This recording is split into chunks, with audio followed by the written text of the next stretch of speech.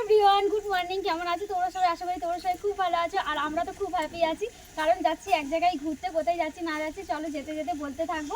আর পুরো ভিডিওটা কন্টিনিউ দেখতে থাকো, আশা করি তোমাদের ভালো লাগবে। আর বাড়ির সবাই মিলে বলতে বাচ্চাদের গ্রুপটা সবাই মিলে ফুল ফ্যামিলি এখন যাচ্ছি একটা টুরিস্ট প্লেসে।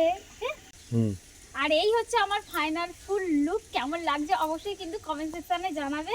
তো এই সোয়েটারটা নতুন নিয়েছি, সোয়েটারটা কেমন হয়েছে সেটা অবশ্যই কমেন্ট করে জানিয়ে। চলো টাটা। এই যে সকাল সকাল এখন এক জায়গায় যাব, কোথায় যাচ্ছি না যাচ্ছি একটু পরেই তোমাদের সঙ্গে আপডেটটা দিচ্ছি। তার আগে দুটো গরম গরম ভাত, ডাল, আলু সিদ্ধ আর মা একটু ফুলকপি আলু কষা করে দিয়েছে, সেটাই খেয়ে দিয়ে বেরোবো। তো চলো খাওয়া দাওয়া করে নিই, পরে আবারও দেখা হবে। সবাই আমরা রেডি হয়ে বেরিয়ে গেছি। বৌদি ভাই এখনও রেডি হয়ে উঠতে পারিনি, তাই জন্য বৌদি ভাইয়ের জন্য আমরা রাস্তায় বেরিয়ে দাঁড়িয়ে আছি। আর আমাদের কিন্তু টোটো বলা আছে, টোটো দাদুও কিন্তু চলে এসছে। তোমাদের দাদা ভাই কিন্তু বাড়িতে আছে, বাড়ি থেকে আমাদেরকে ফোন করছে যে তাড়াতাড়ি নেওয়ার জন্য।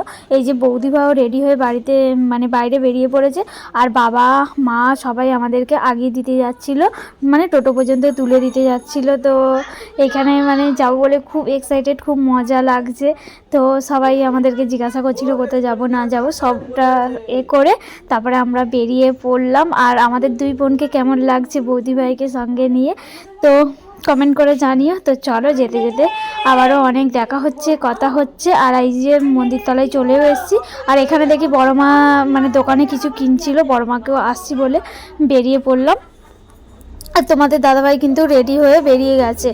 তো চলো সুন্দরবনের উদ্দেশ্যে রওনা দিই। আর খুবই তো মজা লাগছে যে ঘুরতে যাচ্ছি। আর বাবা কিন্তু আমাদেরকে বলছিল টিফিন খরচা দিচ্ছি সবাইকে, হাতে হাতে পয়সা দিয়ে দিল টিফিন খরচা। আর আমরা কিন্তু বাউরিয়া লঞ্চ ঘাটে এসে তাড়াহুড়ো করে লঞ্চও পেয়ে গেছি। লঞ্চে উঠে কিন্তু যাব আমরা বজবজ থেকে যাব ক্যানিং, এই উদ্দেশ্যে বেরিয়ে গেছি। তো চলো সকালের পুরো কুয়াশা আচ্ছন্ন আর ঠান্ডা ঠান্ডা ওয়েদারে ঘুরতে যেতে বেশ ভালোই লাগে। তারপরে আমরা পৌঁছে গেছি ক্যানিংয়ে গিয়ে কিন্তু আমাদের 1 ঘন্টা বাস লেট, কিন্তু একটা বাসে মানে 4টে সিট ছিল আর আমরা ছিলাম 5 জন। তো দাঁড়িয়ে দাঁড়িয়ে যাওয়াটা অসম্ভব ব্যাপার, কারণ অনেকটা দূরের যেহেতু জার্নি, তাই জন্য 1 ঘন্টা পরে আবার এই বাসটা ছাড়বে, সেই মাঝে আমরা লাঞ্চটা কমপ্লিট করে নিলাম। আর আমাদের লাঞ্চে ছিল কিন্তু বিরিয়ানি। তো আমরা বিরিয়ানি কিনে নিয়েছিলাম।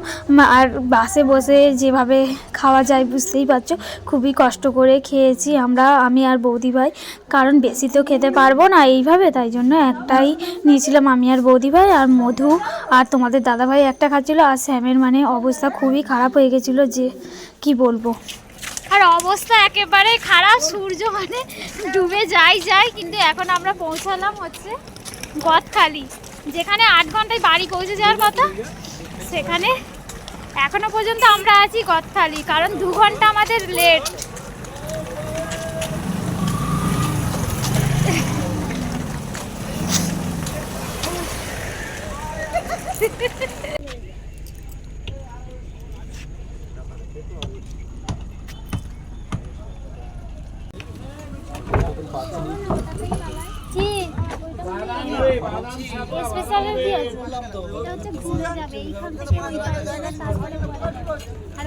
তুমি জিজ্ঞাসা করো তাহলে যাবো, গিয়ে জিজ্ঞাসা করে আছো। ওইটা মনে হয় স্পেশাল বলতে এইটা একটা স্টপেজ হয়ে তারপরে গোসাবাই যাবে, আর ওইটা মানে পুরো ডাইরেক্ট গোসাবাই যাবে, সেটাই বলছো তাই তো?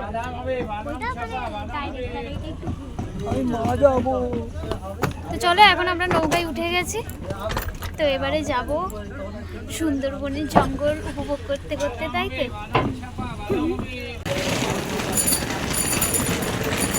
আওয়াজগুলোই যেন মারাত্মক। এখন আমরা গোসাবা বাজারের মধ্যে রয়েছি, হেঁটে যাচ্ছি। আর এই হচ্ছে আমাদের গোসাবা বাজার মার্কেট বলতে পারি। দেখা হয়ে গেল, ভালো লাগছে। তো এখন আমরা আছি জ্যোতিরামপুর খেয়াঘাট। কই দেখি কেমন চা টেস্ট, আগের থেকে বলতে হয়।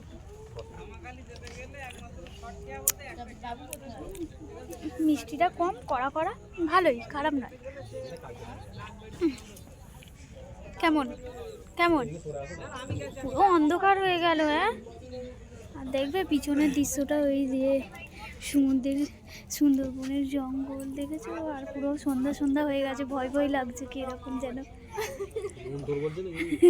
হ্যাঁ মন্ত্র পাঠ করছি, জপ করছি। কেমন কেমন চা কেমন? আমাদের ওখানে হ্যাঁ আমাদের ওখানে লোকাল চা হচ্ছে ভালো। একই মিষ্টিটা না।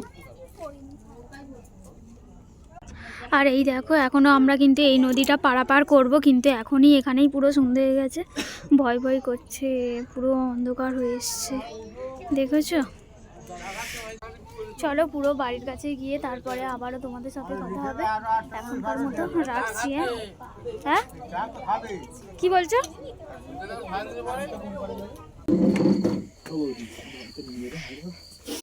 কি বলছি, ভ্যানার নম্বর নিয়ে রাখবো নাকি? যদি চলে গেছে না আছে নাম্বার নিয়ে না। বাড়ি যাওয়ার দিন, বাড়ি যাওয়ার দিন যদি ঘুরতে ঘুরতে যাও, নাম্বার নিয়ে রেখে দাও। নাম্বার নিয়ে রাখা ভালো। বাবা ছোট্টদার নম্বর আছে? তাই জিজ্ঞাসা করছি, নাহলে নেবো।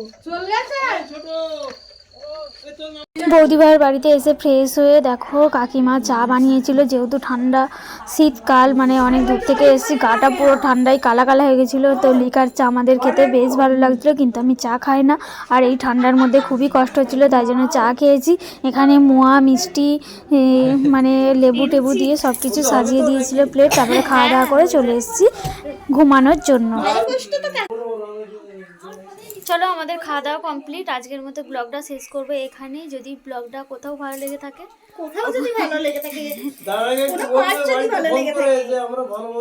অবশ্যই লাইক কমেন্ট শেয়ার করে দিও, আর যদি চ্যানেল নতুন হয়ে থাকে অবশ্যই চ্যানেলটিকে সাবস্ক্রাইব করে পাশে থেকো। চলো আজকের মতো টাটা, গুড নাইট।